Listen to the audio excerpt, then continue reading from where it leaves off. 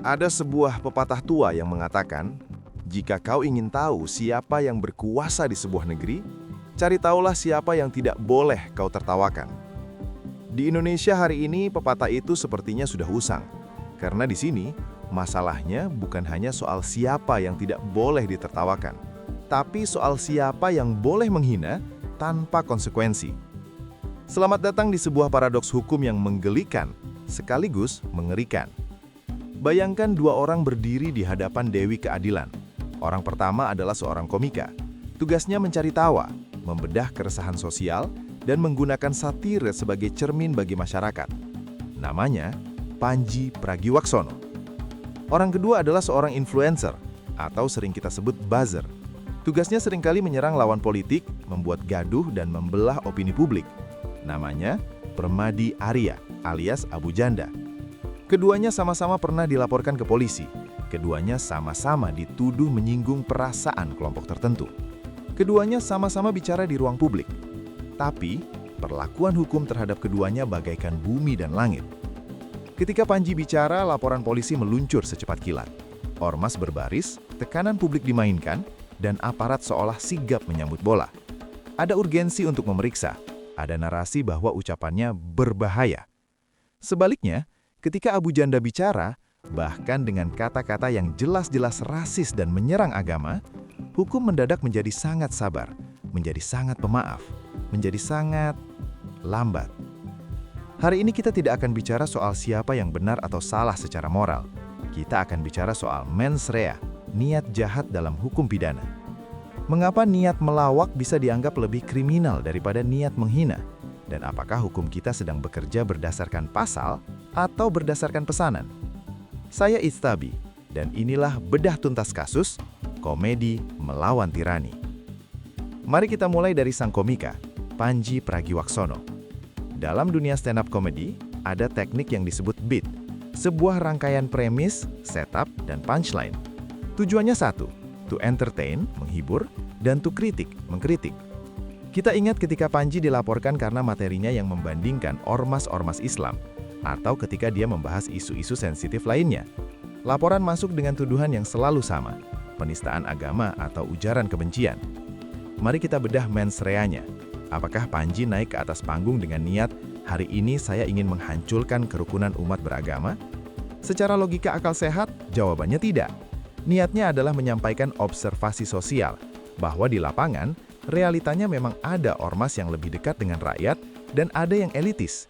Itu fakta sosiologis yang dibalut komedi. Namun, bagaimana respon aparat dan sebagian publik?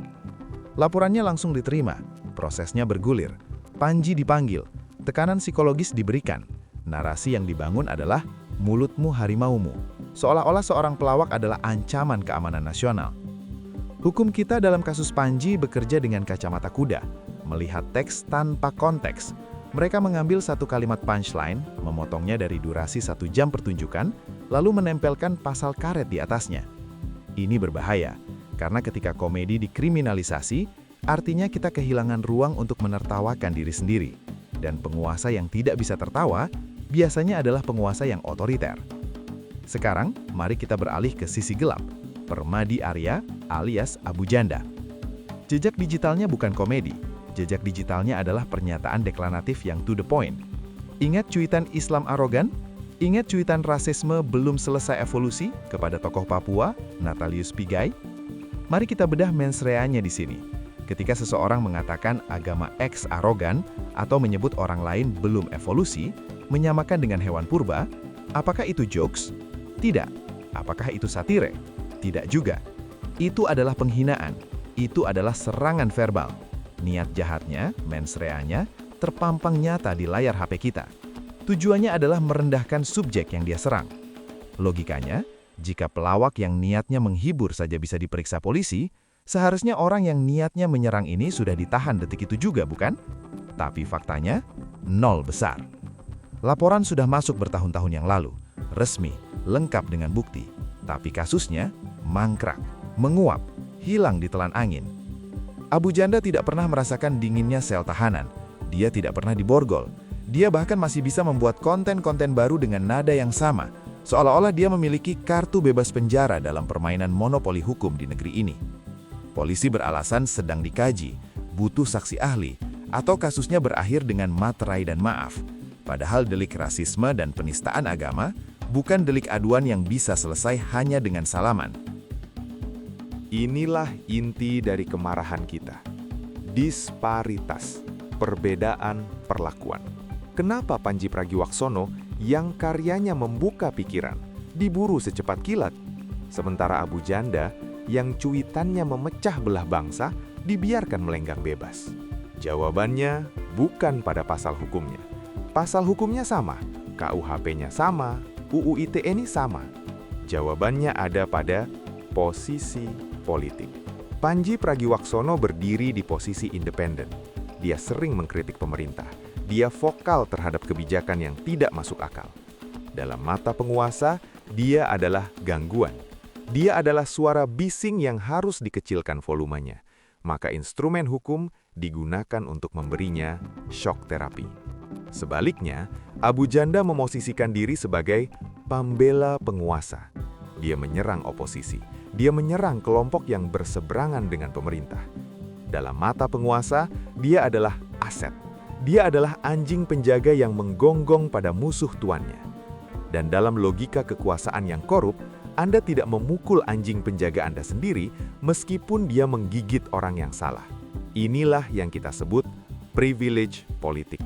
Mens rea atau niat jahat tidak lagi dilihat dari perbuatannya, tapi dilihat dari siapa backingannya. Hukum tajam ke pengkritik, tapi tumpul ke penjilat. Sahabat sekalian, mari kita renungkan bahayanya preseden ini. Dalam teori hukum pidana, mens rea atau sikap batin jahat dan actus reus atau perbuatan harus bersatu untuk memidana seseorang. Pada kasus komedi atau satire, mens rea-nya lemah karena konteksnya panggung seni. Pada kasus ujaran kebencian langsung, mens rea-nya kuat karena konteksnya serangan personal. Ketika aparat penegak hukum membalik logika ini, mengejar yang mens rea-nya lemah, Pandji, dan melepaskan yang mens rea-nya kuat, Abu Janda, maka hukum kehilangan jiwanya. Hukum bukan lagi alat keadilan, tapi alat gebuk politik. Dampaknya apa?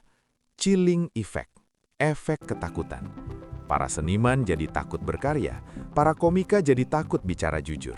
Kita semua jadi menyensor diri sendiri. Kita takut melawak, tapi kita dipaksa memaklumi rasisme.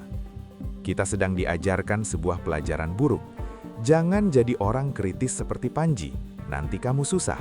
Jadilah seperti Abu Janda, asalkan kamu memuji penguasa, kamu boleh rasis, boleh menghina, dan kamu akan aman. Apakah ini mentalitas bangsa yang ingin kita bangun? Mentalitas penjilat yang dilindungi dan mentalitas pemikir yang diberangus? Kasus Pandji versus Abu Janda adalah cermin retak wajah hukum Indonesia pasca reformasi. Ini bukti bahwa reformasi belum tuntas. Kita memang sudah bebas dari Orde Baru, tapi kita masuk ke era baru di mana Orde Buzzer berkuasa, di mana kebenaran ditentukan oleh algoritma dan afiliasi politik.